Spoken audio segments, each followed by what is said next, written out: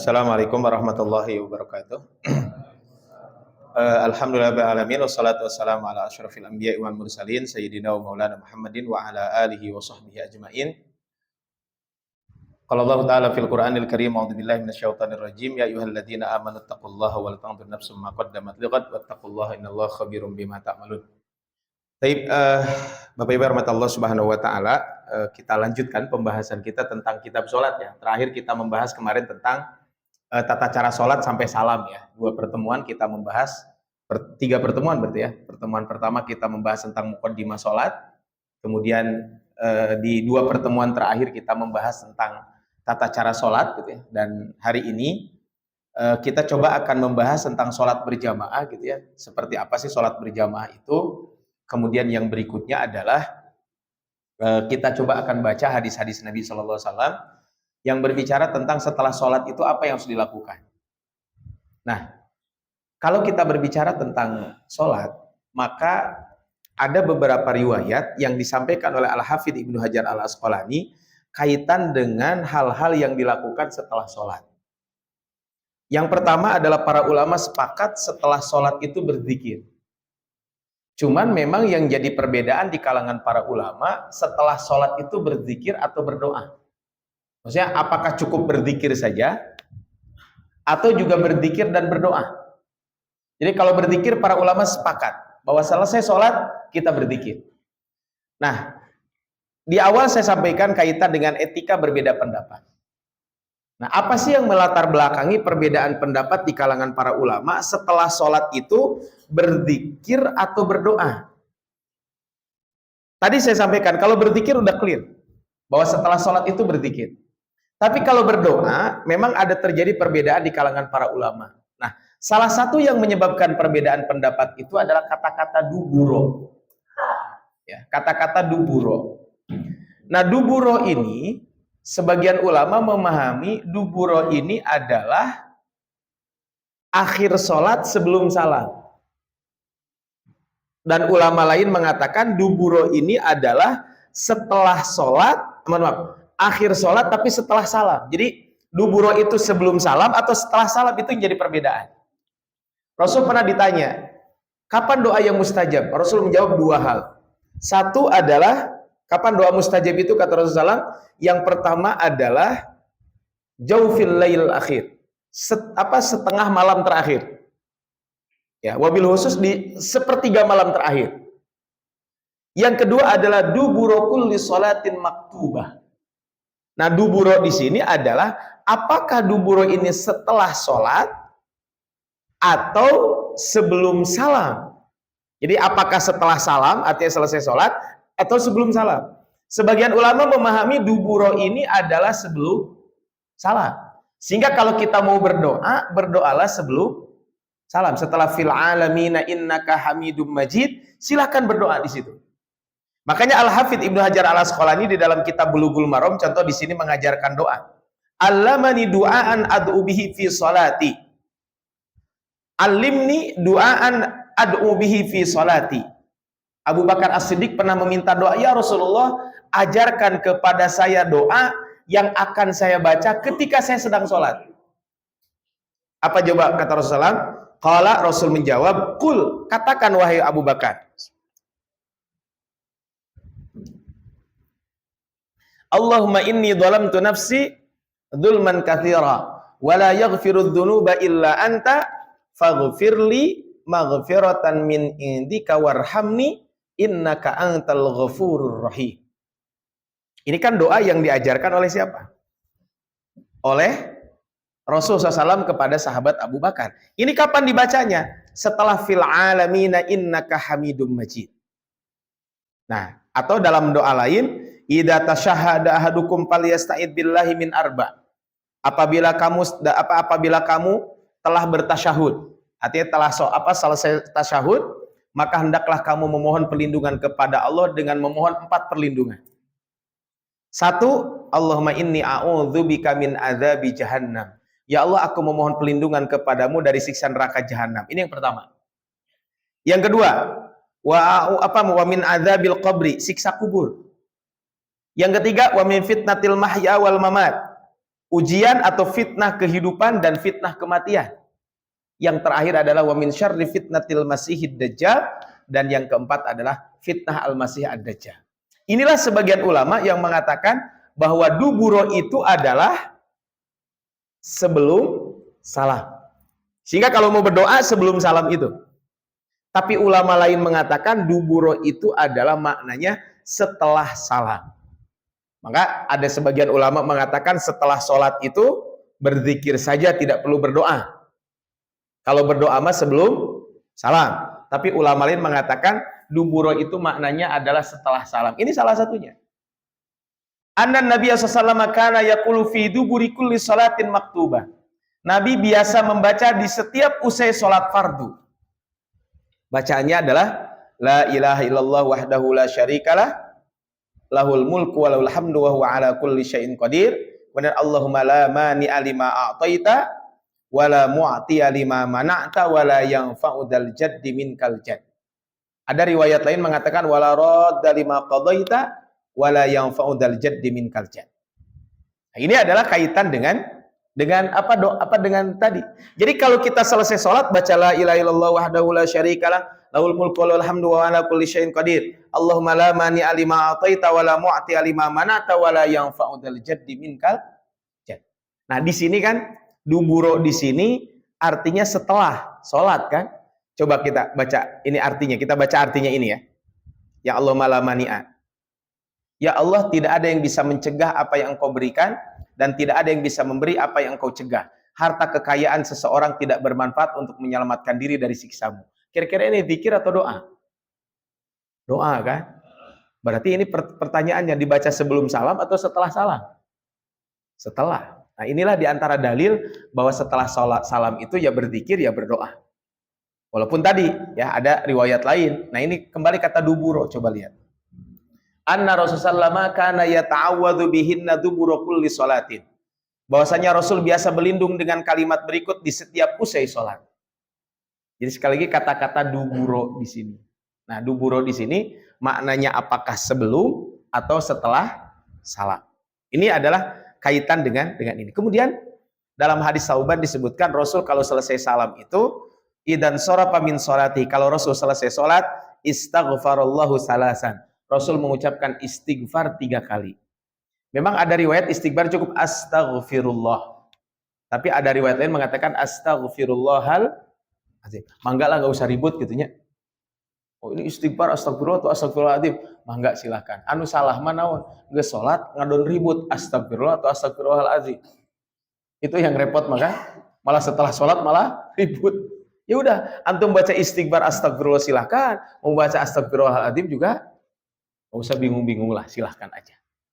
Kemudian membaca Allahumma antas salam wa minkas salam tabarakta ya dzal jalali wal ikram. Di kita suka ada sebagian Allahumma antas salam wa minkas salam wa ilaika ya'udus salam wa hayyina rabbana bis salam wa adkhilna jannata darus salam tabarakta ya dzal jalali wal ikram. Nah, Al-Hafidz Ibnu Hajar Al-Asqalani hanya menyebutkan riwayat ini. Allahumma antas salam wa minkas salam tabarakta ya dzal jalali wal ikram. Nah, kemudian berikutnya adalah kita dianjurkan tasbih 33 kali, tahmid 33 kali, takbir 33 kali. Itu adalah 99 kali. Untuk menggenapkannya, bacalah dengan la ilaha illallah wahdahu la syarikalah lahul mulku wa lahul hamdu wa ala kulli syai'in qadir. Maka siapa yang membaca itu 33 kali tasbih, 33 kali tahmid, 33 kali takbir, maka apa kata Rasulullah SAW?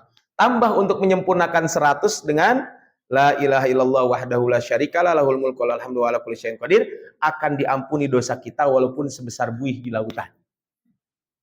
Nah, ini kan subhanallah, apa ampunan Allah yang sangat besar. Makanya kalau antum selesai salam jangan Allahumma lantas jalan.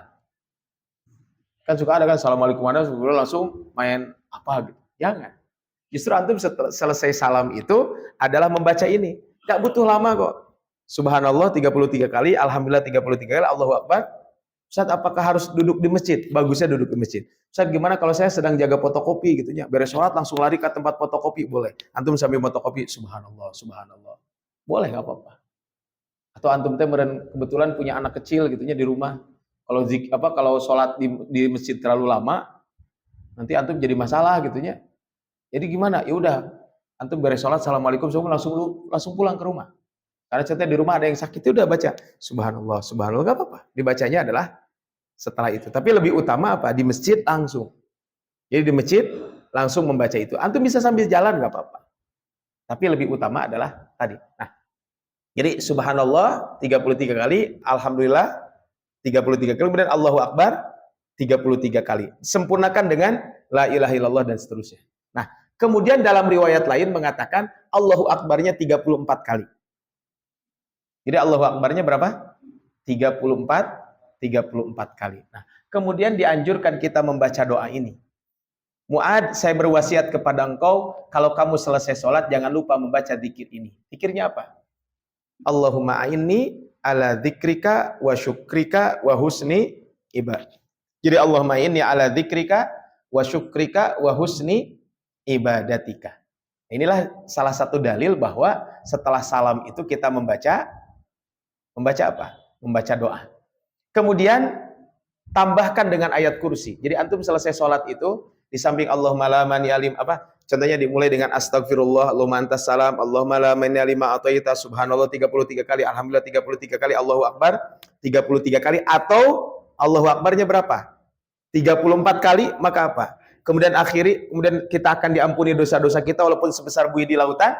Nah, kalau kita membaca ayat kursi setiap selesai sholat, tidak ada yang menghalangi dia masuk surga kecuali kematian. Dan yang namanya kematian itu kapan akan datang? Tidak ada yang tahu. Ingat ya kemarin pas lagi i'tikaf, siapa yang ibunya apa ayahnya yang wafat itu?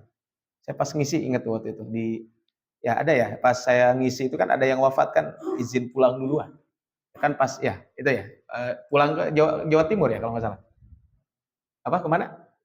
Jawa Tengah ya. Kan pas sedang i'tikaf ya wafatnya kan. Pas menjelang Ramadan pas menjelang lebaran kan. Kan tidak ada yang tahu. Ya, siapa yang akan meninggal dunia duluan. Dan saya juga sering sampaikan, apakah pasti usia saya akan panjang? Belum tentu. Cina di sini siapa yang paling muda usia berapa tahun? 20 tahun? Ada? 20 berapa? Atau 25? Ya pokoknya ada yang 15 tahun, nggak ada ya. Nah kan usia yang paling muda pun tidak ada jaminan bahwa dia akan usia panjang. Saya kemarin hari tanggal berapa? Tanggal 5 itu saya sudah naik pesawat.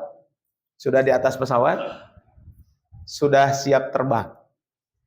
Itu sudah seat belt sudah nyala, lampu seat belt sudah nyala, pokoknya sudah tinggal terbang aja.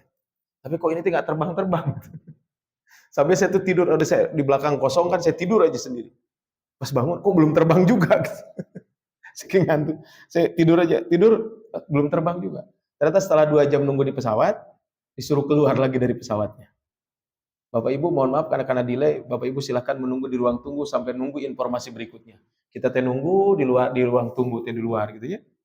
Begitu nunggu di ruang tunggu di luar, nanti katanya informasinya jam 12.30. Alhamdulillah jam 12.30 tidak ada informasi. Artinya terbang atau di delay kan? Oh nanti jam 12.55. 12.55 ya kekerebekan misalnya mah. Kan udah lapar kan orang kan? Pas begitu keluar sudah disiapkan roti dan makanan, ada minuman. Kita ini mah sebentar. Ternyata subhanallah Pak, alhamdulillah, ya satu sisi alhamdulillah, nggak jadi terbang pesawatnya. Ternyata apa? Pesawatnya satu mesinnya katanya apa? Kan mesin pesawat itu 2. Nah salah satu itu apturnya itu bensinnya berapa? Jadi minyak untuk menggerakkannya itu nggak masuk ke mesin itu. Artinya mesinnya mati satu. Saya bilang, alhamdulillah matinya masih di bawah. Coba lu matinya di luhur, kan kagak jelang kemana kan. Saya itu kemarin pas perjalanan pulang, saya kemarin hari Selasa baru pulang. Itu pas perjalanan dari Mekah ke Madinah, perjalanan dari Jeddah ke Jakarta itu 80% perjalanan itu seat belt nyala. Jadi 80%, karena tadi cuacanya lagi kurang baik. Kan semakin dekatnya kuduna semakin rendah, semakin dekatnya jadi tinggi. Jadi awalnya 9.000, pas udah mendekati Indonesia jadi 11.000. Alah, kagak jelang kan 11.000 meter mah kan lumayan ya. Kalau 11.000 meter kan turun ke bawah kan lumayan gitu ya. Saya bilang ini subhanallah gitu ya. Kita tuh hanya berzikir, waduh saya nggak tahu apakah akan sampai Indonesia atau enggak gitu ya. Saya khawatir turbulensi dan lain sebagainya. Kan nggak ada yang tahu. Nah, Makanya setiap selesai sholat jangan lupa baca ini. Lam yamna'hu min dukhulil jannati illal maut. Tidak ada yang menghalangi orang masuk surga kecuali kematian. Kalau apa? Setiap sholat baca ayat kursi. Jadi antum baca setelah mau baca di awal ayat kursinya boleh atau di akhir. Setelah la ilaha illallah wahdahu la syarika lahu lahul mulku wa lahul hamdu wa ala kulli syai'in qadir, kemudian baca Allahu la ilaha illahu al hayyul qayyum la ta'khudhuhu sinatun wa la naum. Baca setiap selesai sholat. Nah, di sini sekali lagi kata-kata duburo di sini ya. Coba lihat di sini. Ya, di sini ada kata-kata duburo lagi. Ya. Jadi kalau kita lihat di sini adalah yang jadi ya apa yang diperdebatkan oleh para ulama tuh ini, kata-kata duburo ini. Nah, kata-kata duburo ini apakah yang dimaksud dengan duburo itu? Apakah duburo ini adalah tadi ya? Apakah kata-kata duburo ini kata-kata duburo ini maknanya setelah atau di akhir? Ternyata maknanya adalah setelah salam. Kita baca ayat kursi. Nah, kemudian apalagi yang bisa dibaca setelah sholat adalah baca Qul huwallahu ahad. Jadi surat Al-Ikhlas. Ini adalah membaca, jangan lupa kita membaca surat Al-Ikhlas. Nah, memang dalam riwayat lain mengatakan di samping membaca surat Al-Ikhlas, jangan lupa kita juga membaca surat Falaq bin Nas. Qul a'udzu birabbil falaq, qul a'udzu birabbin nas. Jadi kalau setelah sholat itu minimal ya, kalau selesai sholat minimal istighfar 3 kali. Allahumma antas salam, Allahumma la mani alima a'taita, kemudian Allahumma inni ala dzikrika wa syukrika wa husni ibadatik, kemudian setelah itu subhanallah 33 kali, alhamdulillah 33 kali, Allahu akbar 33 kali, atau Allahu akbarnya 34 kali, atau 33 kali Allahu akbar tapi diganti dengan la ilaha illallah wahdahu la syarikalah lahul mulku wal hamdu wa ala kulli syai'in qadir. Kemudian baca ayat kursi, triple Qul a'udzu birabbil falaq, qul a'udzu birabbin nas, dan qul huwallahu ahad. Baca itu. Dan ternyata itu pahalanya sangat besar di sisi Allah. Minimal 2 kita dapatkan. 1, tidak ada yang menghalangi kematian, tidak ada yang menghalangi surga kecuali kematian. Sudah siap masuk surga? Sudah siap. Syaratnya apa masuk surga? Meninggal dulu. Antum siap meninggal sekarang? Ya siap aja asal masuk surga kan? Berarti ini belum pada siap masuk surga? Kalau mati hari ini masuk surga mau nggak? Maunya cuma sedikit, yang lain belum mau kayaknya. Masih betah ya di dunia ya. Ya. Saya pas kemarin umroh saya bilang, Bapak Ibu, ada keistimewaan dimakamkan di masjid di makam baki. Karena yang dimakamkan di makam baki itu adalah di antara orang yang pertama kali akan dibangkitkan di hari kiamat. Siapkah Bapak Ibu dimakamkan di makam baki? Diam semua. Ya, karena ada keistimewaan tersendiri. Tapi terlepas, yang penting adalah tadi sekali lagi saya sampaikan, beberapa Allah Subhanahu wa taala, ini adalah anjuran kalau kita berzikir. Jadi setelah sholat itu jangan lupa berzikir. Nah, setelah itu kalau antum mau berdoa silahkan doa yang lain ya. Memang tadi yang jelas berzikir itu adalah dianjurkan sebelum kita melaksanakan ibadah, setelah kita melaksanakan ibadah sholat. Jadi antum kalau setelah sholat jangan sholat sunat. Jangan langsung sholat sunat, tapi apa yang dilakukan? Zikir dulu. Setelah zikir baru kita melaksanakan sholat sunat. Nanti kita akan bahas tentang sholat sunat itu. Tapi saya kembalikan dulu kepada MC karena ini materinya udah selesai yang bab ini. Mungkin ada pertanyaan dulu ya, biar bisa ada yang mau nanya dulu, karena setelah ini kita akan bahas tentang sholat berjamaah. Ya, mangga. Barangkali ada yang mau bertanya, yang kemarin sempat belum bertanya, maka belum ada chat masuk. Biasanya suka ada chat masuk yang bertanya, sekarang belum ada, mungkin pengen tanya langsung. Ada yang? Oh, mangga. Ya, mangga.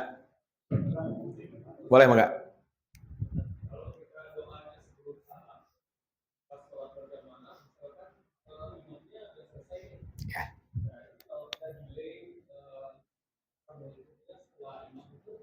Ya. Baik. Ya. Ya. Baik, ya, ini jazakallahu khair ya pertanyaannya. Jadi, nah, kalau kita sedang sholat berjamaah, maka kalau kita sedang sholat berjamaah tidak boleh delay. Jadi kalau imam salam langsung salam aja. Ya, jadi kalau contohnya antum baru Allahumma inni a'udzubika min adzabi jahannam, lanjutin aja dikit kan, wa bi adzabil qabri wa fitnatil mahya wal mamat wa min fitnatil mahya wal mamat wa min syarri fitnatil masiihid dajjal. Imam assalamualaikum, ya udah langsung antum assalamualaikum aja. Karena kan di dalam hadis nanti kita akan bahas tentang sholat berjamaah itu bahwa apa? Innama ju'ilal imamu liyutamma bihi. Imam itu diangkat untuk diikuti. Kalau imam takbir, takbir. Kalau imam ruku, ruku. Kalau imam sujud, sujud. Itu. Jadi kalau kita jadi makmum itu harus mengikuti imam. Jadi harus mengikuti imam. Jangan mendahului imam. Kalau mendahului imam sengaja, itu batal. Mendahului imam secara sengaja berarti batal.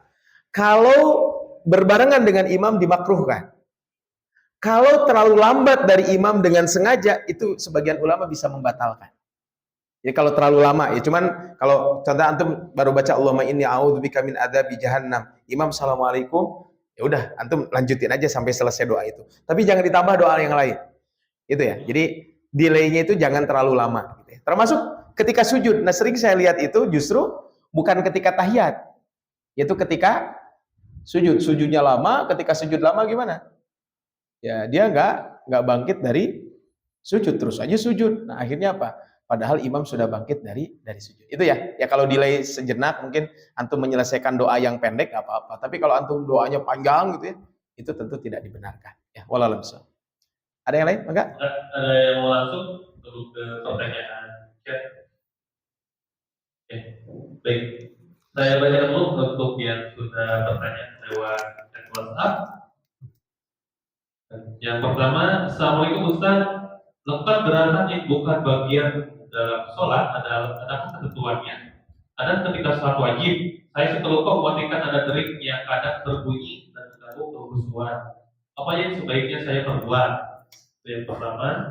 Kemudian yang kedua, apakah di dalam sholat ketika mengucapkan sholawat, apakah menggunakan sayyidina atau tidak? Kemudian yang ketiga, ketika tahiyat, apakah jari telunjuk itu digerakkan atau tidak? Bisa. Itu. Ya, tape. Segitu dulu aja ya, karena ini mah biar ada pertanyaan aja dulu sebelum saya lanjutkan. Tape. Yang pertama adalah, ini kaitan dengan gerakan yang diperbolehkan. Memang boleh kita sholat itu kalau ada gerakan yang kalau dibutuhkan nggak apa-apa. Selama gerakan itu tidak terlalu banyak dan tidak terus menerus gitu ya, itu nggak apa-apa. Ya, contohnya gini, kalau antum ada HP berdering gitu ya, kalau HP-nya dibiarkan malah akan mengganggu yang lain, maka lebih baik dimatikan aja. Tapi yang masalah itu HP-nya di kantong gitu ya. HP-nya di atas, di bawah gitu ya, luhurna baju gitu ya.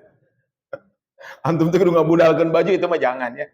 Jadi kalau HP-nya contohnya HP-nya di depan gitu ya, atau HP-nya mungkin di saku gitu ya, HP di saku ya tinggal matiin aja. Kan matiin tinggal pencet gini aja, jangan tinggal heula gitu. Saya jangan. Nah, itu nggak boleh kalau itu ya.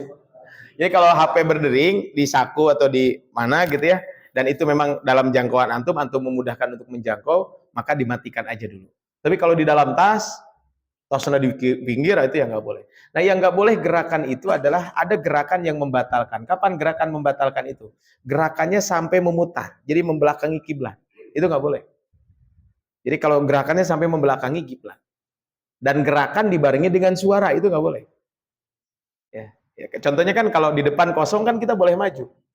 Ini kan berarti ada gerakan di situ. Ya nggak apa-apa, ada gerakannya memang dibutuhkan. Tapi antum gerakannya Allah mainin kuku gitu nya, setengah jam gitu ya. Terus karena pakai kopiah dikiekeun kopiah teh. Terus kurang kieu gitu ya. Nah, itu yang nggak boleh ya, karena itu kan tidak gerakan yang tidak diperlukan. Tapi kalau antum gerakannya tadi memang diperlukan ya nggak apa-apa. Itu adalah yang pertama ya. Yang kedua, ini memang menarik ya, pertanyaan yang kedua ini ya. Sebentar, mudah-mudahan masih ada bukunya. Ya. Sebentar, kan di sini. Ada satu buku yang ditulis oleh Ustaz Abdul Somad ya. Saya lupa bukunya. Bukan. Masalah. Bentar.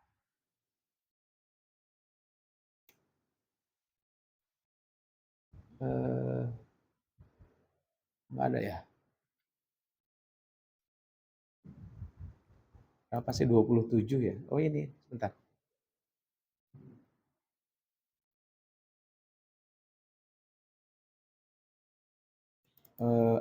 Ini ada di buku yang ditulis oleh Abdul Somad, saya lupa judul bukunya. Masalah populer apa ya?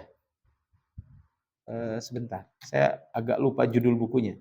Jadi ada buku yang ditulis oleh Ustaz Abdul Somad ya, masalah populer ya kalau nggak salah. Sebentar, saya cek dulu ya. Populer.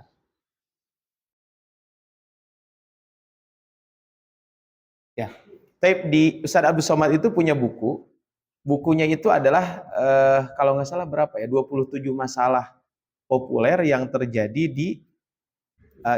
di masyarakat kita ya. Sebentar. Ustadz Abdul Somad itu punya buku. Bukunya adalah masalah, sebentar. Saya lupa judulnya. Bentar ya. Masalah. Antum kalau mau download bagus tuh. Oh, 37 masalah populer ya. Ada bukunya adalah 37 masalah populer yang terjadi di masyarakat kita. Ini di buku ini, jadi ada 37 masalah populer yang masalah ini adalah biasa terjadi di masyarakat kita. Nah, salah satu yang beliau bahas di sini adalah ketika kita mengucapkan Allahumma sholli ala sayyidina Muhammad di dalam sholat. Apakah ketika dalam sholat itu mengucapkannya Allahumma sholli ala Muhammad ataupun Allahumma sholli ala Sayyidina Muhammad. Nah, memang kalau kita lihat di dalam literatur fikih, itu terjadi dua perbedaan di kalangan para ulama. Sebagian ulama mengatakan ketika kita sedang sholat, maka yang dibaca itu adalah Allahumma sholli ala Muhammad saja. Jangan ada Allahumma sholli ala Sayyidina Muhammad. Jadi langsung Allahumma sholli ala Muhammad wa ala ali Muhammad. Kenapa?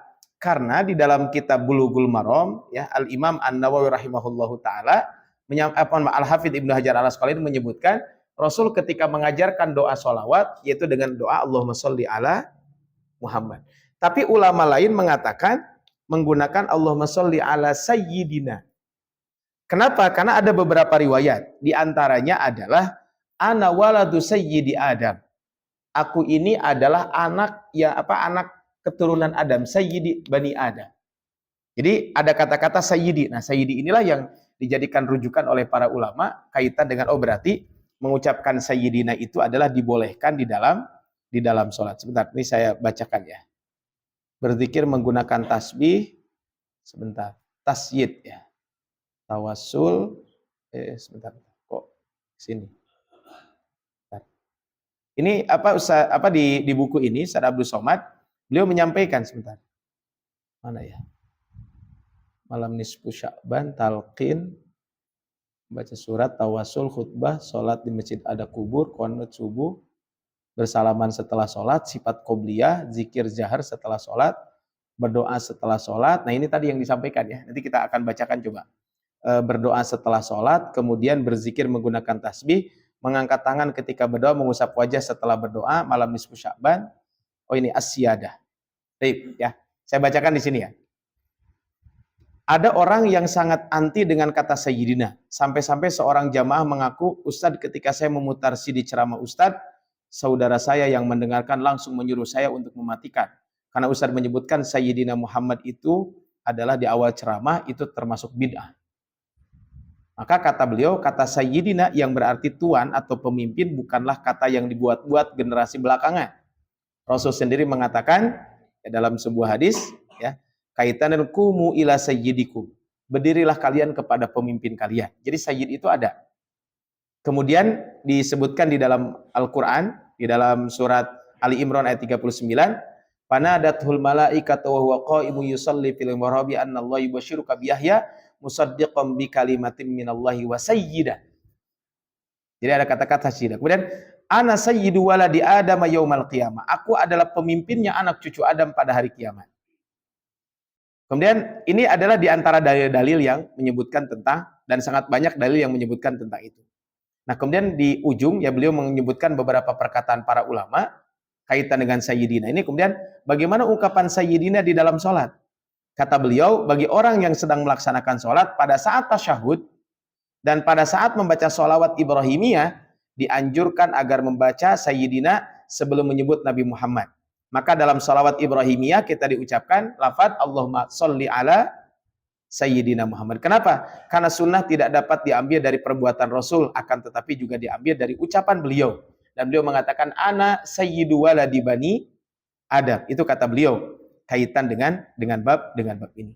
Dalam kitab Ad-Darul Mukhtar dianjurkan mengucapkan lafaz sayyidina karena tambahan terhadap pemberitaan yang sebenarnya adalah inti dari adab dan sopan santun. Jadi kalau kita membaca sayyidina itu adalah bagian dari sopan santun kita kepada Rasul sallallahu alaihi wasallam. Kemudian beliau menyebutkan beberapa pandangan para ulama, walaupun ada sebagian ulama yang mengatakan bahwa tambahan itu tidak dibolehkan. Jadi tambahan tersebut tidak dibolehkan. Jadi itu ya kaitan dengan kata-kata Allahumma sholli ala sayyidina Muhammad. Itu yang pertama. Kemudian yang kedua, ya kalau kita lihat yang kedua adalah ini pertanyaan berikutnya yang disampaikan di sini adalah kaitan dengan tahiyat. Ketika tahiyat itu apakah jari kita digerak-gerakan begini atau digerakkan, kan begitu. Tapi kalau antum baca di dalam kitab Bulughul Maram, ya, kalau antum baca di dalam kitab Bulughul Maram, ketika membahas tentang sifat sholat, jadi dalam kitab Bulughul Maram ketika membahas tentang sifat sholat, maka di dalam ini ada dua hadis Nabi. Ya, coba kita lihat di sini hadisnya ya. Jadi Al-Hafidz Ibnu Hajar Al-Asqalani menyebutkan dua hadis Nabi. Nah ini tentang sholawat Ibrahimiyah tadi ya. Amara Rasulullah an nusalli alaika pakai panusalli alaik. Rasul mengajarkan kepada kami untuk membaca sholawat kepada engkau. Tapi bagaimana caranya kami bersolawat kepada engkau? Maka di sini Allahumma sholli ala Muhammad. Di sini tanpa ada kata Sayyidina. Ini adalah tentang sholawat kepada Nabi Shallallahu Alaihi Wasallam tersebut. Nah, kemudian ini kaitan dengan apa tadi dengan menggerak-gerakan jari ya. Nah, ini di sini disebutkan kaitan dengan menggerak-gerakan jari. Sebentar. Ini dalil yang disampaikan oleh Al-Hafidz Ibnu Hajar Al-Asqalani kaitan dengan menggerak-gerakan jari tersebut. Oke, sekarang kita lihat hadisnya ya. Bentar.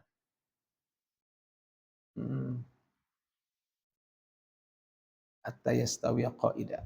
Sebentar. Nah, di dalam hadis yang disebutkan oleh Al-Hafidz Ibnu Hajar Al-Asqalani kaitan dengan menggerak-gerakan jari itu memang ada dua riwayat ya. Riwayat pertama mengatakan Rasulullah SAW ketika beliau tasyahud, jadi ketika beliau tasyahud, maka apa yang beliau lakukan? Yang beliau lakukan adalah ketika itu membaca tasyahud. Kemudian apa? Summa yuharrikuha wa yad'u biha. Jadi ada hadis Nabi, kemudian Rasul yuharrikuha. Nah, yuharrikuha itu kan sebagian memahami yuharrikuha itu kan menggerak-gerakan. Walaupun ada ulama lain mengatakan yang dimaksud dengan yuharrikuha itu adalah bukan menggerak-gerakan, tapi menggerakkan. Karena dalam hadis yang panjang itu disebutkan Rasul itu ketika membaca doa, ketika tahiyat, maka apa? Maka beliau membaca doa dan ketika membaca doa kemudian membaca tasyahud. Nah, ketika tasyahud itu summa yuharrikuha, kemudian digerak-gerakan. Jadi maknanya di yuharriku itu bisa jadi maknanya begini, itu digerakkan. Atau maknanya digerak-gerakan. Jadi mana yang akan dilakukan? Mangga dua-duanya boleh. Antum mau digerak-gerakan juga antum mau digerakkan juga dua-duanya adalah tentu dibolehkan kaitan dengan bab ini. Jadi itu ya. Jadi antum nggak usah ribut apakah digerakkan atau digerak-gerakan. Tapi sekarang kita lanjutkan materi dulu ya. Nanti kita buka sesi tanya jawab lagi ya. Tapi karena tadi saya sampaikan hari ini kita coba akan membahas tentang sholat berjamaah dan imamah. Karena kemarin saya lihat banyak pertanyaan tentang ini ya. Nanti tentang sholat sunat mudah-mudahan hari ini bisa dibahas sebagian, kalau tidak bisa kita bahas nanti di pertemuan yang akan datang. Tapi kalau kita berbicara tentang sholat berjamaah ini, maka di awal disampaikan oleh Al-Hafidz Ibnu Hajar tentang keutamaan sholat berjamaah. Bahwa sholat berjamaah itu adalah afdalu min sholatil fadhi bi sab'in wa isyrina darajah. Sholat berjamaah itu lebih utama daripada sholat sendiri dengan 27 pahala. Dalam riwayat mengatakan dengan 25 bagian. Terus yang benar 27 atau 25? Maka kata para ulama mengatakan dua-duanya benar. Jadi dua-duanya 25 atau 27 benar. Tergantung kualitas sholat seseorang. Jadi kalau antum sholat Allahu Akbar langsung ingat no? Ingat kerjaan, ingat gajian. Karek sabaraha ini karek tanggal 17. Gajiannya tanggal sabaraha? Oh beda-beda ya. Ada tanggal 1, ada tanggal 25. Berarti tanggal 25. Aduh, tanggal 18. 8 hari lagi ya. Kalau tanggal 25 kan. Berarti minggu depan. Oh ini minggu depan berarti gajian. Nanti kalau udah gajian saya beli apa ya? Nah tentu kan akan berbeda-beda kan. Nah makanya 25 atau 27 itu tergantung sejauh mana kehusyuan sholat orang tersebut. Sejauh mana gerakannya terbaik atau tidak? Maka 25 atau 27. Nah, hadis yang kedua, nanti saya akan bahas, setelah ini kita simpulkan. Demi Allah, kata Rasulullah SAW mengatakan, demi zat yang jiwaku berada di tangannya. Sungguh aku ingin sekali menyuruh mengumpulkan kayu bakar, lalu dikumpulkan kayu tersebut, lalu aku memerintahkan orang untuk melakukan sholat. Kemudian dikumandangkan azan untuknya, lalu aku memerintahkan orang untuk mengimami sholat, mengimami orang-orang. Lalu aku pergi menuju orang-orang yang tidak sholat berjamaah, lalu aku bakar rumah mereka. Dan demi zat yang jiwaku berada di tangannya, seandainya salah seorang di antara kalian mengetahui bahwa dia akan mendapatkan tulang yang berdaging tebal dan mirmata ini yang baik, niscaya dia akan sholat isya berjamaah. Nah, mirmata itu daging di antara dua kuku kaki kambing. Jadi ini adalah kaitan dengan mirmata ini. Jadi intinya begini. Kata Rasulullah SAW, seandainya di rumah tidak ada perempuan, saya akan bakar rumah yang ada laki-laki di situ tidak sholat berjamaah. Jadi kalau yang pertama sholat berjamaah 27 kali lipat dibanding sholat sendiri. Kalau ini apa? Kalau ini adalah saya berkeinginan, saya ingin menyuruh orang untuk azan. Kemudian orang untuk sholat, menjadi imam. Saya akan keliling rumah untuk membakar rumah yang tidak ada, yang ada laki-laki, yang kebetulan dia tidak ada uzur, tidak sholat ke masjid. Tapi Rasul jadi membakar rumahnya nggak? Enggak. Tapi kan ini laqad hamamtu. Saya ingin membakar rumah kalau ada orang di situ tidak melaksanakan sholat berjamaah. Ini adalah hadis yang kedua, gitu ya. Nah, dari kedua hadis ini, ya, dari kedua hadis yang barusan disampaikan ini, maka para ulama mengambil kesimpulan. Apa kesimpulannya? Kesimpulan yang disampaikan oleh para ulama kaitan dengan sholat berjamaah ini apa? Sekarang kita akan bahas tentang bagaimana hukumnya melaksanakan sholat berjamaah. Nah, para ulama menyampaikan, sholat berjamaah itu hukumnya wajib. Jadi sholat berjamaah itu hukumnya adalah wajib. Jadi kalau antum sholat di rumah berarti meninggalkan kewajiban. Ini fardu ain. Kenapa fardu ain? Nah, kisahnya ada seorang sahabat. Yang sahabat ini rajulun a'ma, orang yang buta. Jadi orang ini orang buta. Kemudian faqala Rasul mengatakan, innahu laisa liqa'idun yaquduni ilal masjid. Orang buta ini bilang, ya Rasulullah, saya tidak ada orang yang menemani saya ke masjid. Jadi, saya kalau ke masjid jalan sendiri, nggak ada temannya. Kemudian apa kata Rasulullah SAW? Kata apa kemudian? Rasul ketika itu apa? Fasa'ala Rasulullah ayyurakhisalahu. Kemudian dia minta keringanan supaya dia tidak ke masjid, fayusalli fi baitihi, supaya dia juga bisa sholat di rumahnya. Akhirnya Rasul memberikan keringanan. Setelah orang itu mau pulang, dipanggil, sini kamu dengar azan nggak? Dengar. Kalau dengar azan berarti kamu harus ke masjid. Nah, ini Bapak Ibu, jangan sampai ya kita ini kalah dengan, saya akan lihatkan video di sini ya. Ada sebuah video yang video ini mudah-mudahan memberikan inspirasi lah buat kita semuanya. Kaitan dengan, coba ada orang ya, yang orang ini subhanallah Pak. Jadi ada orang buta ya, sebentar. Ada orang buta. Nah, orang buta ini Bapak Ibu, orang buta ini dia berangkat ke masjid 5 waktu sholat. Jadi orang ini setiap 5 waktu sholat itu maka beliau selalu berangkat ke masjid. Bisa kebayang ya? Orang ini orangnya buta. Tapi orang yang buta ini dia selalu berangkat ke masjid. Ini nggak ada videonya, nggak ada suaranya ya? Nggak apa-apa lah, nggak ada suaranya juga ya. Nah, coba lihat di sini, ini tali. Nah, tali ini dibentangkan dari tiang yang dekat masjid ke rumah orang ini. Ini bukan orangnya, bukan ini. Ini ada tali ini dibentangkan, ini rumahnya di sini. Ya, orang ini rumahnya sangat jauh. Nah, kemudian dibentangkanlah tali itu, ya. Nah, ini orangnya, coba lihat tangannya. Tangannya itu megang tali. Dia ini orang buta, tidak ada orang menuntutnya untuk berangkat ke masjid. Akan tetapi ia melakukan sebuah keajaiban yang sangat mengagumkan. Bapak ini, wahai pemirsa yang sedang kalian lihat, ia membentangkan tali dari rumah sampai ke masjid. Ini coba lihat tangannya. Dan dengan perantara tali itu ia bisa menuju ke masjid untuk sholat 5 waktu. Untuk menjawab panggilan Allah Subhanahu wa taala, hayya 'alas shalah, hayya 'alal falah. Demi Allah sungguh kemegahan dan kebahagiaan dan cahaya dan kesuksesan sejati bagi orang ini. Hanya dicapai dengan menjaga sholat 5 waktu bagi kaum laki-laki. Jadi kan kita bisa bayangkan gitu ya, ketika ada orang ya, orang yang orang ini dia selalu berangkat ke masjid tanpa ada yang tanpa ada orang yang mengantar orang tersebut untuk menuju masjid. Tapi apa? Tapi ternyata orang ini subhanallah ya. Ketika beliau sholat, maka beliau ini selalu sholat dilakukan di mana? Selalu dilakukan di masjid. Kenapa? Padahal orang tersebut adalah orang yang buta. Nah, ada satu lagi ya. Sebentar. Ya, ada satu video lagi, cuma saya lupa videonya bentar. Ra'il Ghanam. Ada video satu lagi, yang video ini sebenarnya mengajarkan kepada kita semuanya, ada orang tua, yang orang tua ini usianya sudah 60 tahun lebih. Tapi subhanallah gitu ya, orang ini dengan usia yang begitu tua, walaupun usianya sudah 60 tahun lebih, nah ini. Bentar ya.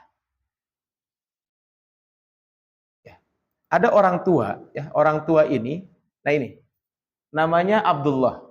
Semoga Allah memanjangkan usianya dalam ketaatan kepada Allah. Mu'akun mundu tufulatihi. Dia ini lumpuh sejak kecil. Jadi orang ini lumpuh. Jadi orang ini lumpuh dari sejak kecil. Nah, ini anaknya. Ya, anaknya ini dia selalu menemani bapaknya ini. Ini anaknya. Nah, yang bapak ini coba lihat di sini.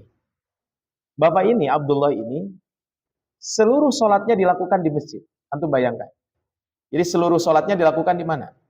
Di masjid. Dan inilah cara jalan beliau dilakukan 10 kali pulang pergi ke masjid setiap hari. Hadhihi tariqa asra marratin yaumiyan. Begini cara jalannya karena dia lumpuh dua-duanya. Nah, ini beliau kalau keluar dari masjid, kemudian ini jalan ke rumah.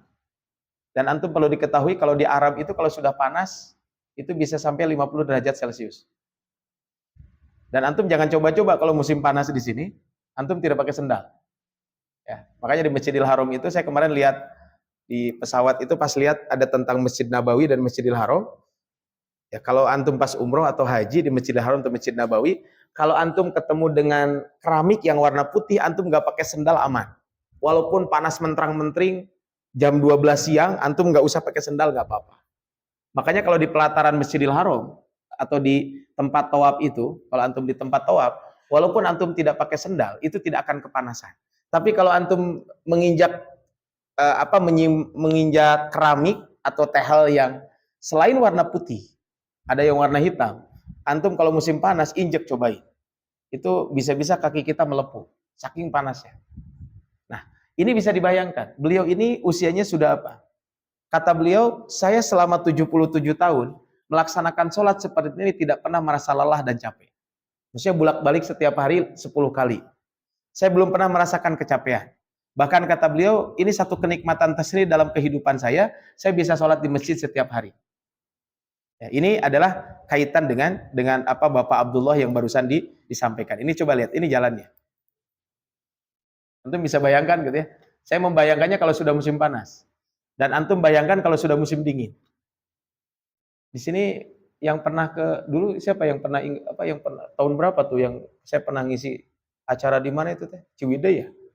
Di Ciwidey kan air itu kan sampai dingin banget kan? Ada yang waktu itu yang ingat waktu nginep di Ciwidey? Ada ya? Kan gimana, dingin atau anget? Dingin. Coba aja antum jalan kayak gitu ya. Jalan, ini kan pasti kalau musim dingin kan berembun. Dan ini bisa kebayang. Ini kalau musim dingin, kalau musim panas, panasnya minta ampun. Tapi subhanallah beliau ini selalu menjaga sholat 5 waktunya di masjid. Ini 70 kali, 77 tahun beliau lakukan ini, tidak pernah merasa capek dan lelah. Ya. Dan seluruh waktunya beliau melayani diri sendiri, tidak merepotkan anaknya. Ini selama 10 tahun, sehari 10 kali bolak-balik ke masjid, kemudian ke rumah, terus seperti itu. Inilah kalau kita lihat kaitan dengan ini. Makanya tadi kembali ke sini. Bahwa para ulama ketika menjelaskan tentang hukum sholat berjamaah, apa hukumnya? Sebagian ulama mengatakan wajib. Ini salah satu dalilnya. Ada seorang sahabat yang buta, datang, ya Rasulullah, saya ini nggak bisa lihat, nggak ada orang yang nemenin saya ke masjid. Boleh dong kalau saya nggak ke masjid untuk sholat. Kenapa? Karena saya nggak ada yang nemenin. Terus kata Rasul, ya udah kamu silakan, nggak usah ke masjid, nggak apa-apa. Kalau nggak ada yang nemenin. Tapi Rasul nanya, kamu dengar azan nggak? Dengar. Kalau kamu dengar azan maka harus ke masjid. Makanya kalau antum sudah dikasih kesempatan dari kantor untuk sholat berjamaah malah mampir ke tukang kopi gitu ya, Nah, ini kan sungguh sangat apa ya? Sangat ironi gitu ya. Saya ada teman, mungkin Kang Mujib kenal temennya. Ada teman, ada teman, dia sempat curhat ke saya. Saat katanya, saya ini kerja di salah satu tempat, dulu nggak ada aturan itu, tapi aturan itu sekarang ada aturannya adalah bahwa dia sekarang udah keluar dari tempat kerjanya. Aturannya adalah bahwa dalam sebulan sekali dia tidak bisa sholat Jumat. Tidak bisa sholat Jumat. Kenapa? Karena dia harus jaga. Saya bilang antum bisa nggak diakalan kieu lah pas azan antum melompat gitu ya. Yang penting mah kebagian Jumatan lah gitu ya. Walaupun mungkin secara kan kalau azan mah kan khotib sudah naik mimbar dianggap goib kan ku malaikat ya kan. Tapi kan kewajiban gugur lah gitu ya. Jadi kalau antum pas sholat Jumat gitu ya, khotib sudah naik mimbar antum masih kena jalan gitu ya. Maka itu teh kalau kuliah mah antum teh hadir tapi dianggap tidak hadir karena malaikatnya udah tutup buku catatannya. Hari gitu mau Ustaz tuh kudu hadir we tuh jangan naon caranya. Nyadorakanna leuwih gede gitu. Tapi kalau antum hadir kan kewajiban ya gugur lah gitu ya. Nah, ini dia sampai cerita. Ustaz katanya, saya itu dalam sebulan sekali, itu pasti ada waktu yang saya itu tidak bisa sholat Jumat. Saya bilang, antum bisa tukeran nggak dengan yang lain lah. Pas Jumatan, katanya antum jadwal istirahat nggak usah. Itu ada.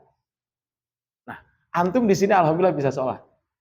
Kalau antum coba, mungkin ada temennya yang di Jepang, temennya yang di Korea, tanyain coba. Saya punya teman di Riyadh.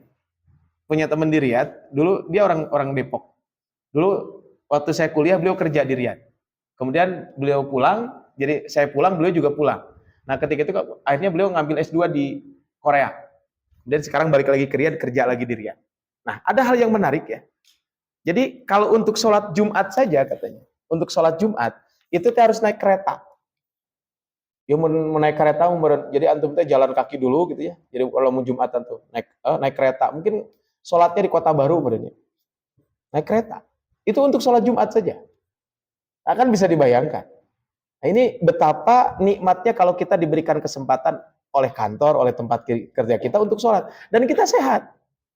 Dan kita sehat. Ya kalau sakit kan mungkin ada uzur, tapi kan kalau kita sehat, maka ini adalah, sehingga sebagian ulama mengatakan sholat berjamaah itu wajib. Ya, ini disebutkan oleh Rasulullah SAW, sholat yang paling berat bagi orang munafik adalah sholat isya dan sholat subuh. Sekiranya mereka mengetahui keutamaan, niscaya mereka akan datang sekalipun dengan merangkak. Sungguh aku berkeinginan untuk menyuruh seseorang sehingga sholat didirikan, kemudian kusuruh seseorang mengimami manusia, lalu aku bersama beberapa orang membakar kayu bakar mendatangi suatu kaum yang tidak menghadiri sholat. Lantas aku bakar rumah tersebut. Cuman karena ada perempuan dan anak-anak. Inilah di antara dalil para ulama mengatakan sholat berjamaah itu adalah hukumnya wajib. Sholat berjamaah di masjid betul ya? Itu hukumnya adalah wajib. Nah, walaupun ulama lain mengatakan bahwa sholat berjamaah itu fardu kifayah. Jadi dari tadi sebenarnya bukan wajib tapi bukan fardu ain tapi fardu kifayah. Jadi itu bukan fardu ain tapi fardu kifayah. Artinya kalau fardu kifayah kan satu orang sholat di masjid cukup. Tapi nu dapat pahala saha? Yang nu sholat di masjid antum nu ke masjid mau kebagian pahala gitu. Jadi fardu kifayah itu begitu. Memandikan jenazah itu fardu kifayah.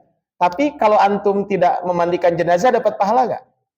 Enggak, yang dapat pahala tetap yang memandikan. Cuman antum tidak kebagian dosa, itu ya wungkul. Ibaratnya kalau ada di kantor, siapa yang ngacung? Yang ngacung maka cukup, yang tidak ngacung maka ya udah tidak dapat apa-apa, gitu aja. Tapi kalau tidak ada yang ngacung semuanya dihukum. Nah, ini kaitan dengan fardu kifayah. Nah, ulama lain mengatakan Abu Hanifah, kemudian Zaid bin Ali, Muayyid billah, dan sah sholat tanpa berjamaah. Namun jika suatu kota meninggalkan tanpa udzur, mereka harus diperintahkan untuk melaksanakan. Jika menolak, maka mereka harus diperangi karena berjamaah adalah salah satu syiar Islam dan karakteristik agama ini. Jadi, memang hukumnya sunnah, tapi jangan sampai ditinggalkan berjamaah itu.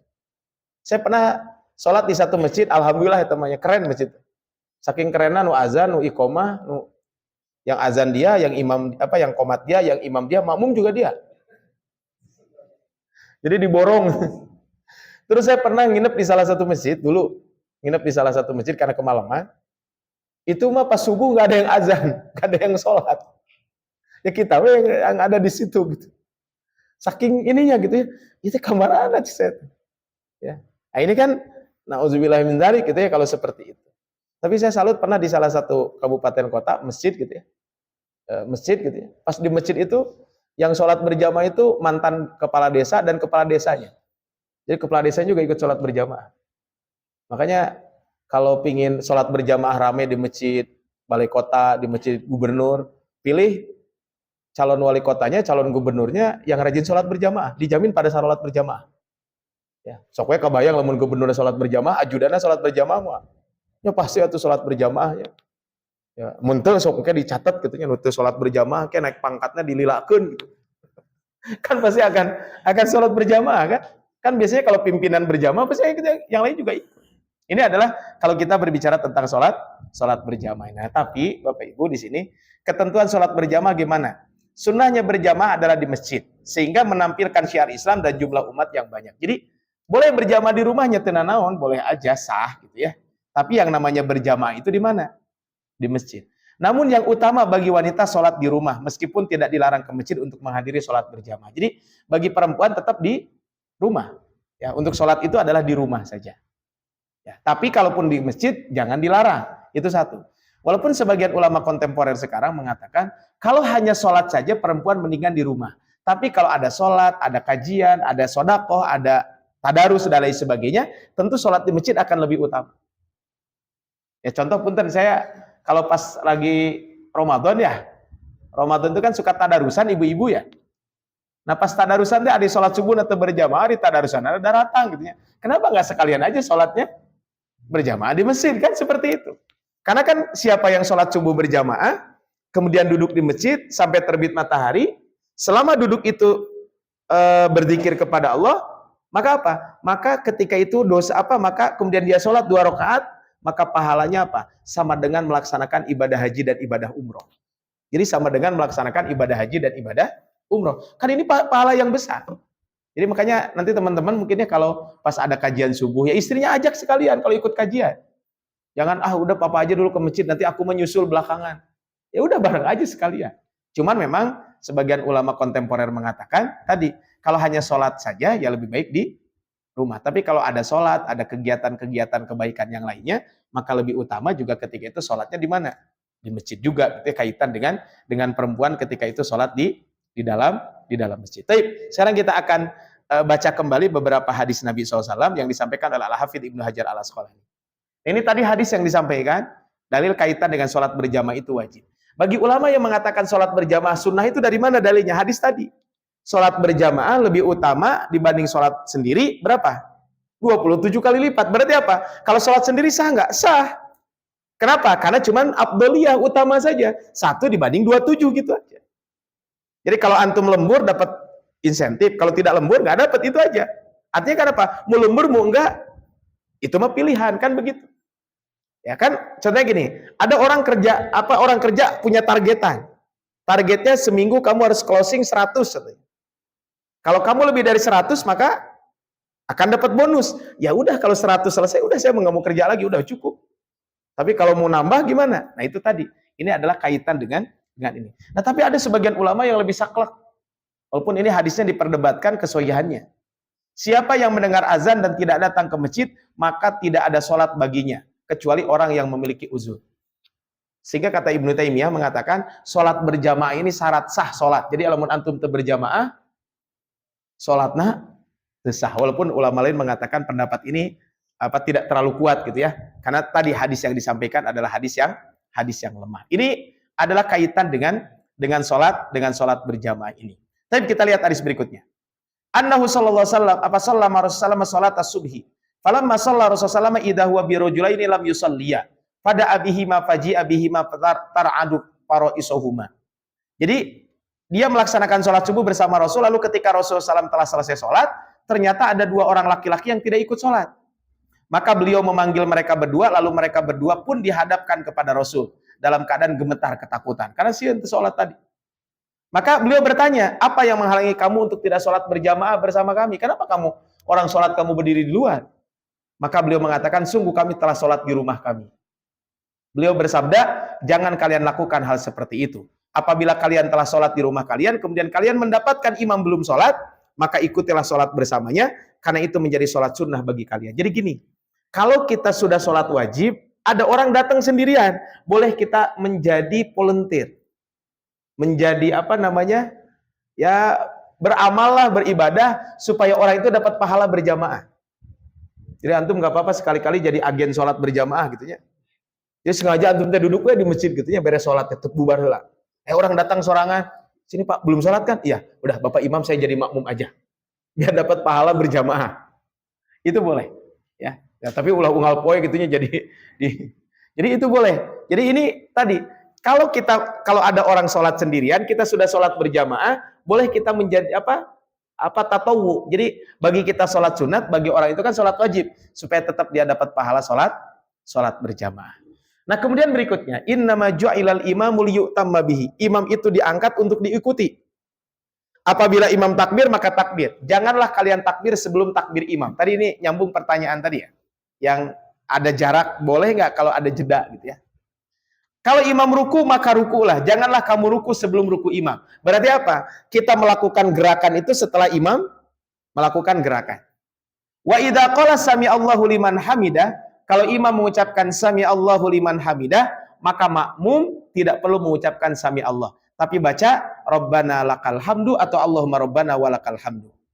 Wa idza sajada fasjudu, kalau imam sujud, sujud. Wa la tasjudu hatta yasjud, janganlah kamu sujud sebelum imam sujud. Wa idza shalla qa'ima, kalau imam salat berdiri, ya makmum juga salat berdiri. Tapi kalau imam salat duduk, maka makmum juga salat duduk semuanya. Jadi kalau ada imamnya salatnya duduk, maka makmum salat duduk semua. Tapi sekarang kita akan bahas dari sisi fikihnya apa yang disampaikan ini gitu ya. Kaitan dengan ini. Tapi sekarang kita akan bahas di sini. Ya. Apa sih syaratnya kalau kita menjadi imam? Kan kalau kita salat berjamaah kan ada yang jadi imam kan? Nah tadi, kalau imam duduk, maka makmum ikut duduk. Tapi kita akan bahas dari hadis itu. Nah, syarat imam itu pertama adalah kalau jadi imam itu harus muslim. Jelas, karena sholat kan, nggak mungkin imam kafir. Saya mau sholat berjamaah, siapa imamnya? Pastur. Yang nggak sah sholatnya. Karena syarat jadi imam adalah harus muslim. Gitu ya. Nah, ini syarat jadi imam adalah harus menjadi muslim. Nah ini imam sholat ya. Kalau imam dalam konteks tata negara ya tentu muslim harus menjadi prioritas. Ya. Ini merupakan ijma, konsensus para ulama fikih. Yang kedua berakal. Sehingga nggak boleh kalau ada makmum orang gila. Atau makmum orangnya kermabok gitu. Karena kan dia berakal. Sehingga apa? Sebab ketika sholat sendirian saja sholatnya tidak sah, apalagi kalau jadi imam. Ya, ini yang kedua. Yang ketiga, balik. Balik itu berarti dia sudah balik. Nah, anak-anak tidak sah mengimami orang yang telah mencapai usia balik menurut pendapat mayoritas ulama. Menurut mazhab Hanafi, anak-anak tidak sah mengimami sholat wajib dan sholat sunnah. Sementara menurut mazhab Maliki dan Hambali, anak-anak tidak boleh mengimami sholat wajib saja, sedangkan dalam sholat sunnah mereka boleh menjadi imam.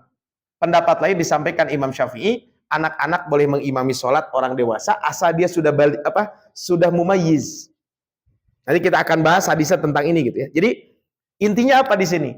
Intinya adalah kalau ada imam yang sudah balik, maka jadikanlah imam itu adalah yang sudah balik tersebut. Memang terjadi perbedaan. Bagaimana kalau imamnya anak kecil, tapi dia sudah mumayyiz? Mungkin usia 8 tahun, 9 tahun, tapi hafalannya 30 juz. Gitu. Dia baru usianya 9 tahun, tapi hafalannya sudah 29 juz setengah. Tinggal setengah deui gitu nya. Sedangkan yang dewasanya baru juz 30 di Al-Hakumut Kahanab. Udah juz 30 Al-Hakumut Kahanab katanya. Nah, itu enggak apa-apa. Karena nanti saya akan bacakan hadisnya. Di antara hadisnya ini. Ya, ini di antara hadis yang disampaikan oleh Al-Hafidz Ibnu Hajar Al-Asqalani bahwa di sini ada seorang sahabat Nabi ya. Ketika itu ada seorang sahabat Nabi yang ketika itu dia sholat.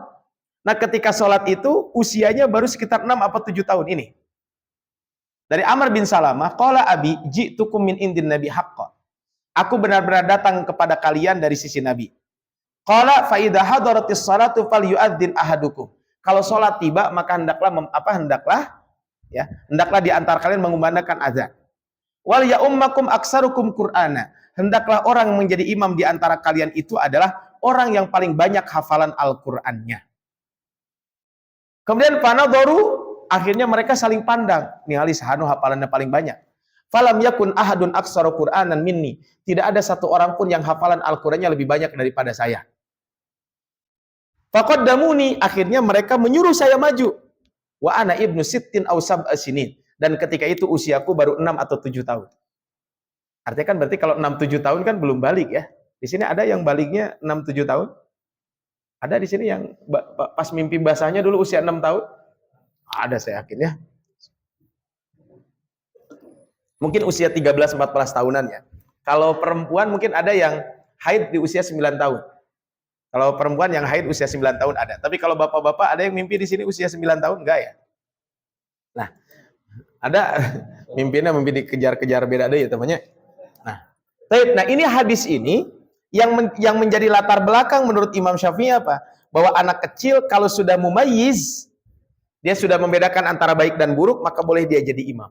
Tapi syaratnya apa? Hafalannya paling banyak. Bisa jadi kan bapaknya baru 28 juz gitunya, anaknya sudah 29 juz setengah. Berarti yang paling banyak hafalan siapa? Anaknya suruh maju, nggak apa-apa. Walaupun ulama lain mengatakan boleh dalam sholat sunnah tapi tidak boleh dalam sholat wajib. Kami dulu di pesantren, ada santri anak kelas 7. Dulu mah kelas 1 SMP ya.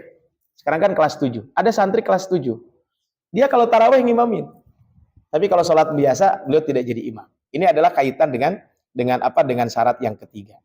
Yang ketiga. Yang keempat, imam itu harus laki-laki, nggak boleh perempuan. Jadi kalau imam sholat itu adalah harus laki-laki, kalau jemaahnya laki-laki. Tapi kalau sesama perempuan boleh. Jadi kalau sesama perempuan itu boleh jadi imam. Tapi kalau ada laki-laki, maka perempuan itu tidak boleh menjadi imam. Perempuan tidak boleh menjadi imam bagi laki-laki di semua sholat, baik sholat wajib ataupun sholat sunnah. Laki-laki menjadi imam bagi jamaah yang terdiri dari laki-laki dan perempuan. Apabila jamaah terdiri dari perempuan saja, maka tidak disyaratkan imamnya laki-laki. Menurut mazhab Syafi'i dan Hambali, perempuan boleh mengimami sesama kaum perempuan. Jadi kalau jadi imam itu adalah harus laki-laki. Ustaz, gimana kalau bencong jadi imam? Ayo, kumahata. Ya bencong itu kan laki-laki. Ya hukumnya kan dia laki-laki. Ya, dia hukumnya laki-laki. Kalau apa? Karena dalam Islam itu tidak ada istilah bencong. Ya, jadi nggak ada istilah. Memang ada dalam istilah khunsa dalam fikih. Tapi khunsa itu kalau sebelum balik, kalau sudah balik udah nggak ada lagi. Jadi punten, kalau ada yang lahir ke dunia jenis kelaminnya 2. Ada di sini yang jenis kelaminnya 2 pas lahir? Nggak ada ya. Pernah kejadian di satu negara, dia pas lahir jenis kelaminnya 2, jenis laki-laki kelamin laki-laki dan perempuan. Maka kata para ulama mengatakan, coba lihat air pipisnya keluar dari mana? Dari kemaluan laki-laki atau kemaluan perempuan? Kalau keluar dari kemaluan perempuan berarti dia perempuan, maka yang kemaluan laki-lakinya diputus. Kalau dia keluarnya dari kemaluan laki-laki berarti dia seorang laki-laki. Walaupun ulama lain mengatakan tunggu dulu sampai balik. Dia haid atau tidak? Kalau ternyata dia haid berarti perempuan. Kemudian yang kedua, punten, dilihat payudaranya ada perubahan atau tidak. Kalau ternyata payudaranya kok semakin membesar, berarti kan dia perempuan. Maka berarti kemaluan laki-lakinya dibuang, sehingga dia dihukumi seorang wanita. Jadi begitu. Makanya tidak ada yang disebut dengan bencong. Kalau ada bencong ya dia jadi imam berarti. Karena dia laki-laki kan asalnya. Ya dalam syariat Islam tidak ada tabiat seperti itu. Itu adalah penyakit yang harus dihindari. Ya. Kemudian yang berikutnya bukan makmum. Jadi seorang imam tidak sedang menjadi makmum bagi imam lain. Kalau nggak makmum gitu ya, jadi makmum terus jadi imam. Imam satu, kemudian dia sedang bermakmum, kemudian ada yang jadi imam lagi. Beda kalau sudah selesai sholat ya. Ini belum selesai sholat. Katanya ini sholat jadi imam. Nah, ada 5 baris ke belakang. Nu baris ke genep gitunya, nepuk seseorang, kamu jadi imam. Nggak bisa. Imamnya tetap satu. Nah, kemudian di sini. Tidak mengidap penyakit yang mengganggu kehusyuan sholat. Syarat ini disampaikan oleh mazhab Hanafi dan Hambali. Penyakit yang dimaksud adalah sering mimisan, buang air yang berlebihan, susah menahan air kencing. Itu nggak boleh jadi imam. Ya, itu tidak dibolehkan jadi imam. Termasuk adalah kalau imam itu adalah yang di sini disebutkan adalah imam itu adalah kemudian fasih dalam mengucapkan huruf-huruf Al-Qur'an. Minimal Al-Fatihahnya. Jangan sampai seorang imam itu membacanya adalah siratal ladzina an'amtu. Kan jadi salah. Ataupun iyyaka na'budu wa iyyaka nasta'in kan begitu. Atau alhamdulillah rabbil ngalamin gitu kan nggak boleh. Kan ada kan? Yang seperti atau ini bacaannya yang ngaco gitu. Nggak boleh. Artinya dia fasih mengucapkan huruf yang huruf itu adalah jangan sampai merubah makna. Oke lah, mungkin kalau huruf tertentu monyongnya sekian senti ya kurang sekian mili mah teu naon gitu nya. Tapi ini mah dampaknya hurufnya salah. Ya, ada kan yang kadang membacanya itu ya pingin dibagus-baguskan tapi salah gitu bacaannya. Ya kan syirot jadi kan sod kan ini jadi shin gitu kan, jadi seperti itu. Ya kan nggak boleh. Atau yang panjang dipendekkan, yang pendek dipanjangkan. Itu kan tidak dibolehkan. Makanya seorang imam harus fasih melafadzkan huruf Al-Qur'an dan huruf Arab. Orang cadel atau orang yang tidak mampu mengucapkan huruf tertentu di dalam Al-Qur'an secara benar tidak boleh menjadi imam sholat. Kan ada orang yang R-nya itu jadi L gitu nya. Kan jadi apa? Bismillahirrahmanirrahim. Kan jadi hillohman kan? Kan nggak boleh gitu ya. Yang cadel tidak boleh ya. Kemudian orang yang adil. Syarat ini disampaikan oleh mazhab Hambali. Orang adil yang dimaksud adalah istilah fikih adalah orang yang tidak fasik. Jadi bukan ahli maksiat. Jadi imamnya naon tukang mabuk jadi imam gitu. Itu nggak boleh. Walaupun sah sholatnya sah, tapi kan untuk keabsahan maka itu disampaikan oleh para ulama tidak boleh seperti itu. Nah, tadi kembali kepada hadis Nabi SAW yang disampaikan bahwa tadi kan disampaikan kalau imam berdiri maka makmum berdiri. Kalau imam duduk maka makmum duduk. Maksudnya apa? Ini berlaku bagi imam yang rawatib. Rawatib itu imam tetap. Kalau imam yang tidak tetap nggak boleh. Jadi kalau antum sedang encok, tong jadi imam. Kenapa? Karena tidak bisa nanti apa? Ya contohnya saya waktu itu pernah sampai nggak bisa berdiri. Ya karena sakit. Saya sholatnya duduk. Maka ketika sholat duduk jangan jadi imam saya. Karena saya bukan imam tetap. Nah, terus di sini tadi ada hadis Nabi SAW. Yang menjadi imam satu kaum adalah yang paling aqra' li kitabillah. Kemudian kalau dalam qiraat sama, maka yang paling paham sunnah. Kalau dalam paham sunnah sama, yang paling yang duluan berangkat hijrah. Kalau berangkat hijrahnya sama, maka yang paling usianya paling lebih tua. Nah, disebutkan apa yang disebut dengan aqra'uhum tersebut. Nah, para ulama mengatakan yang dimaksud dengan aqra'uhum itu adalah ilmu. Jadi orang yang paham kaitan dengan ilmu. Ilmu apa? Ilmu kaitan dengan Al-Quran dan lain sebagainya. Jadi bukan yang paling banyak hafalannya, tapi yang ilmunya lebih luas. Tentu ya hafalannya juga banyak tentunya.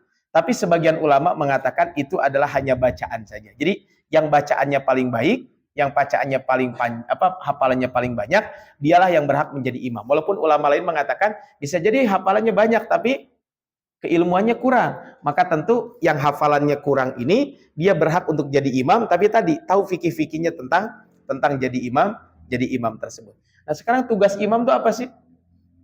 Satu, memberikan izin azan dan iqamah itu imam.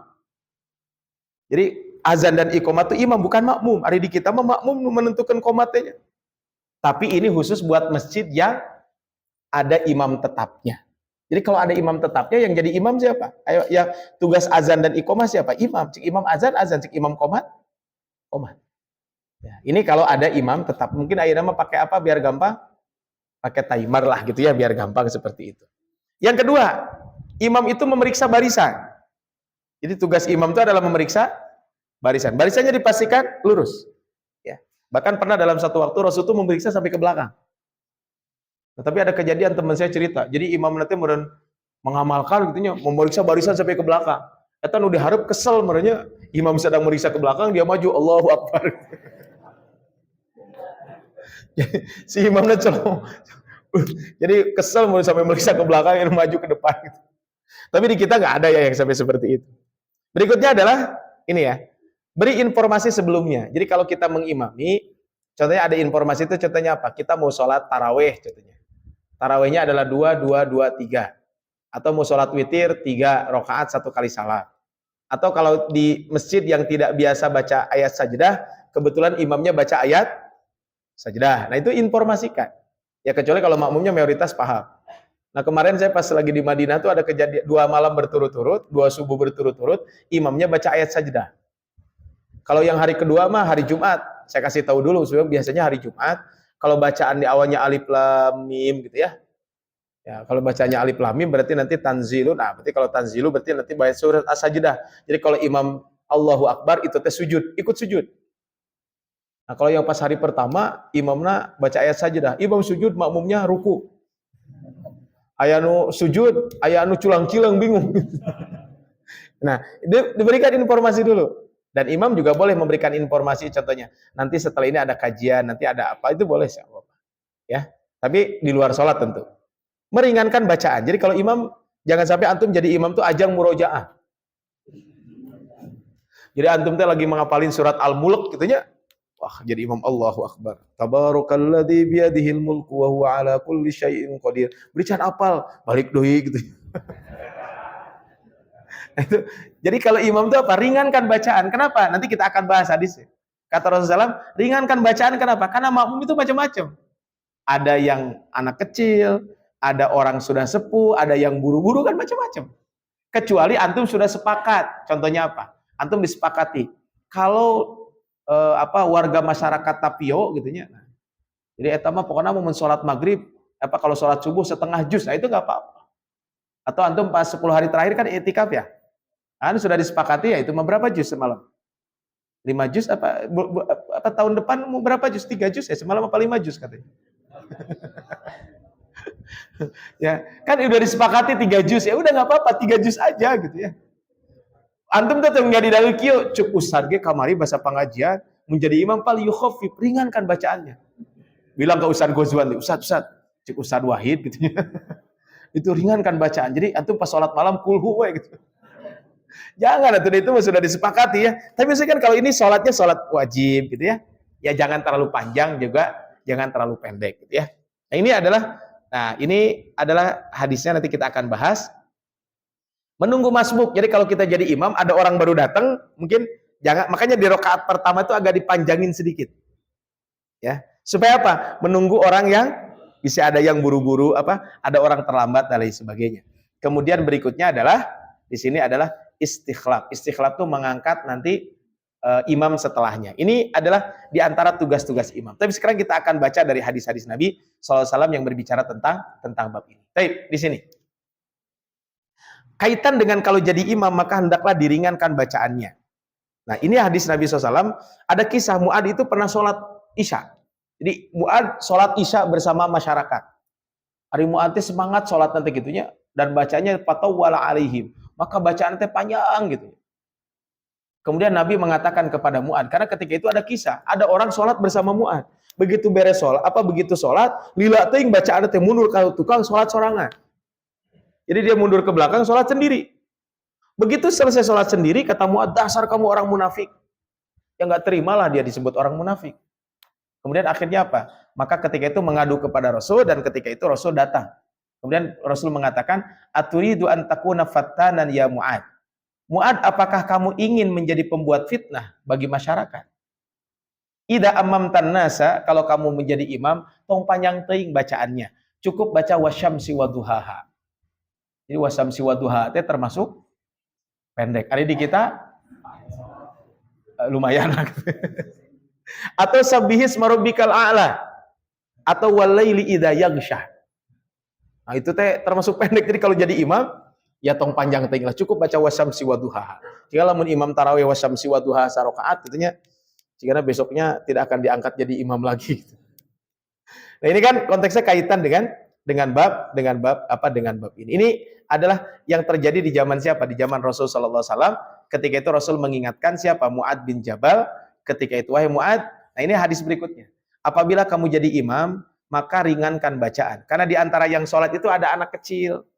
Ya anak kecil kan mungkin terlalu lama dia bete juga ya. Ada orang yang sudah tua, ada orang yang lemah, ada orang yang punya kebutuhan khusus.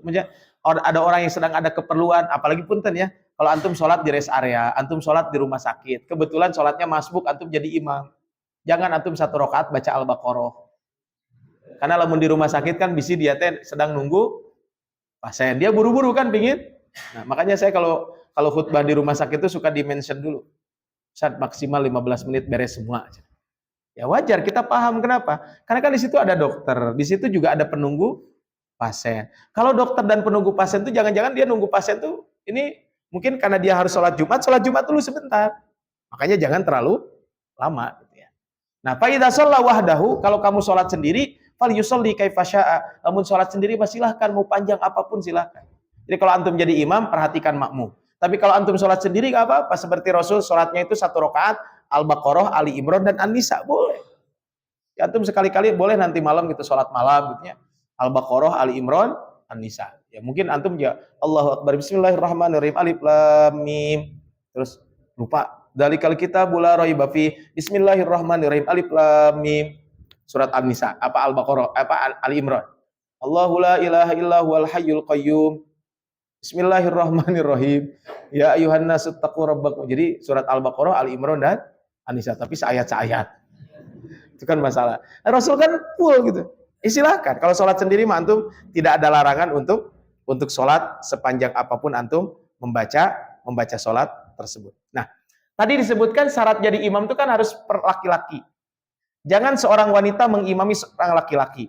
Jangan pula seorang Arab Badui mengimami orang berhijrah. Jangan pula seorang pendosa mengimami orang mukmin. Nah, tapi di sini kalau yang pertama itu sahih. Nah, ini yang ujung ini yang para ulama berbeda pendapat. Nah, ini. Jangan seorang pendosa mengimami orang mukmin. Tadi disebutkan, syarat jadi imam itu adil. Maksud adil itu apa? Dia bukan pelaku maksiat.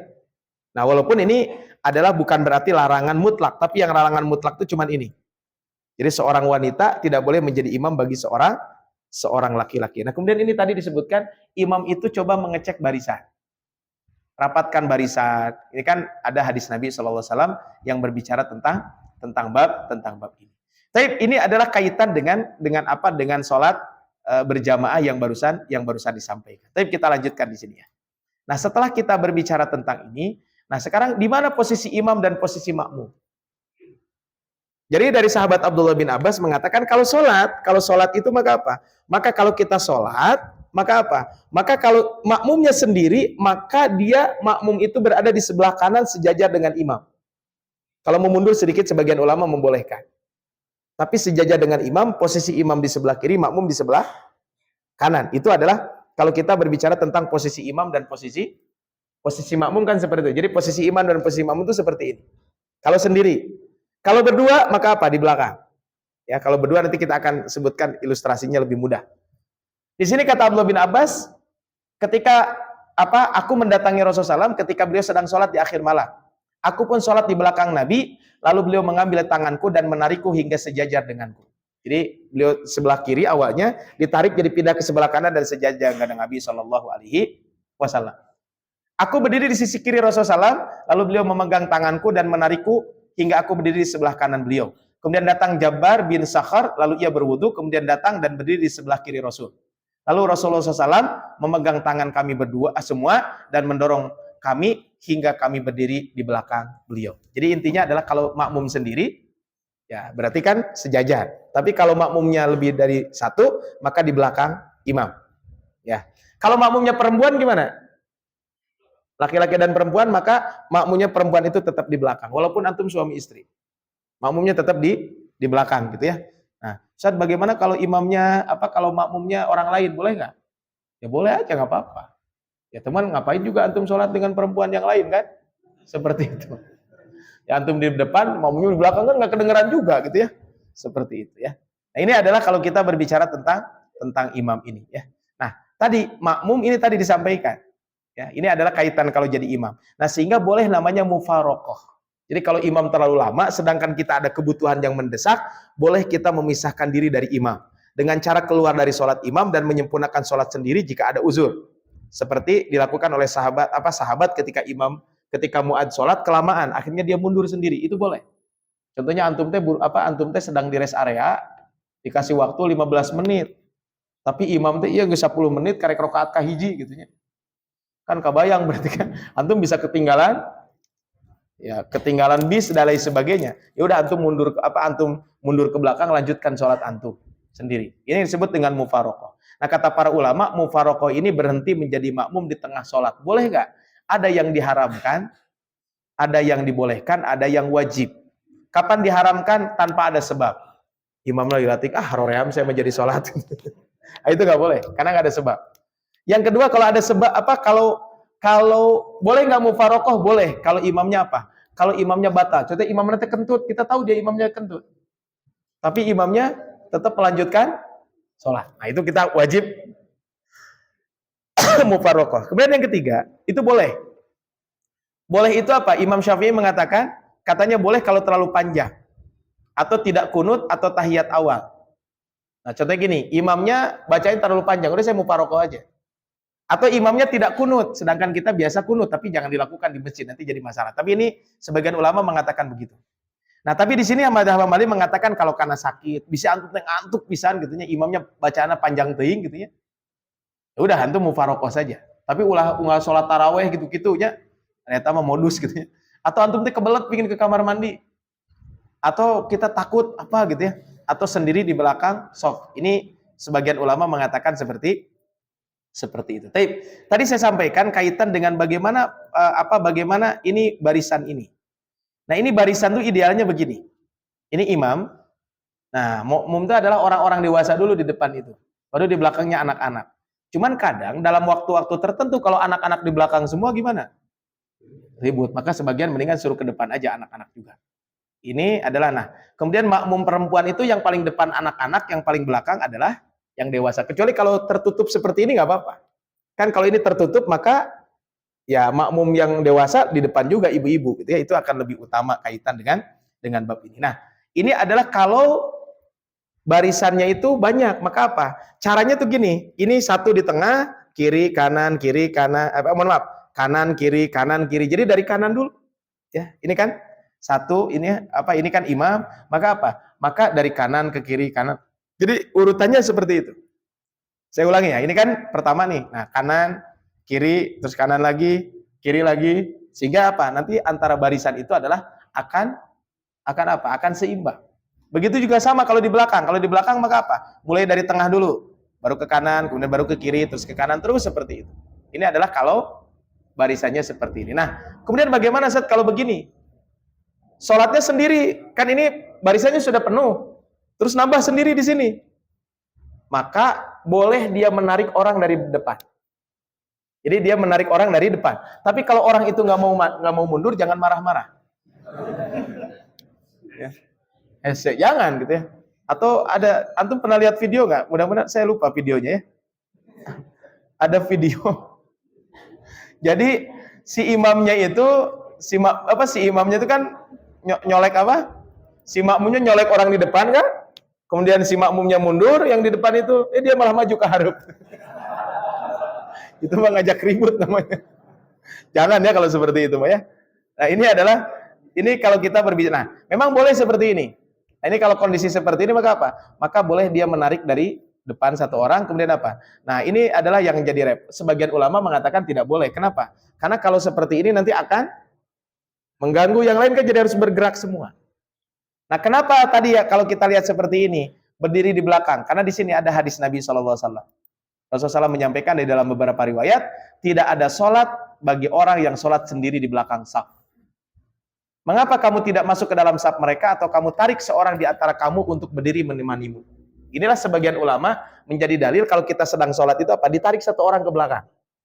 Walaupun ulama lain mengatakan tidak boleh. Kenapa? Karena dia sudah mendapatkan istimewa di depan. Ditarik ke belakang kan jadi tidak istimewa lagi barisannya. Nah, makanya hadis yang barusan disampaikan ini, sebagian ulama mengatakan hadisnya tidak sahih. Ya, makanya di sini contoh disebutkan, ini dhaif jiddan. Hadisnya lemah sekali. Maksud lemah sekali itu adalah, kamu kenapa nggak ditarik orang dari depan supaya mundur ke belakang? Nah, kalau ditarik ke belakang kan satu orang yang tadinya di depan jadi ke belakang kan jadi tidak mendapatkan keutamaan sop di depan. Itu satu. Yang kedua, berarti nanti harus banyak orang bergerak. Kan kenapa bergerak? Nah, maksudnya adalah bergerak itu kan jadi akhirnya yang lain jadi bergerak. Nah, masuknya sebagian ulama mengatakan tidak ada sholat kalau sholat di belakang sendiri. Padahal di depan masih kosong. Jadi kalau di depan masih kosong ya antum harus penuh. Tapi kalau sudah penuh ya udah di belakang aja walaupun itu adalah sendiri. Ini kaitan dengan hadis Nabi Shallallahu Alaihi Wasallam yang disampaikan di dalam bab ini yang disampaikan oleh siapa? Oleh Al-Hafidh Ibnu Hajar Al-Asqalani kaitan dengan bab sholat ketika kita menjadi makmum disampaikan seperti itu. Baik, Bapak rahmat Allah Subhanahu wa taala. Nah, kalau kita sholat berjamaah, imam sudah iqomah sudah dikumandangkan, antum masih di parkiran, antum gak usah lari-lari, biasa aja jalan. Kata Rasul, alaikum bisakinati wal waqar. Kalau kamu datang tempat sholat, maka tenang dan tunduklah. Jangan cepat-cepat, jangan lari tergesa-gesa. Apa yang kamu dapati sholat, apa yang kamu tidak dapati ya nanti sempurnakan saja. Apa yang sudah terlewat sempurnakan. Jadi kalau antum di parkiran sudah komat, tenang aja, antum belum wudu dulu gitu ya.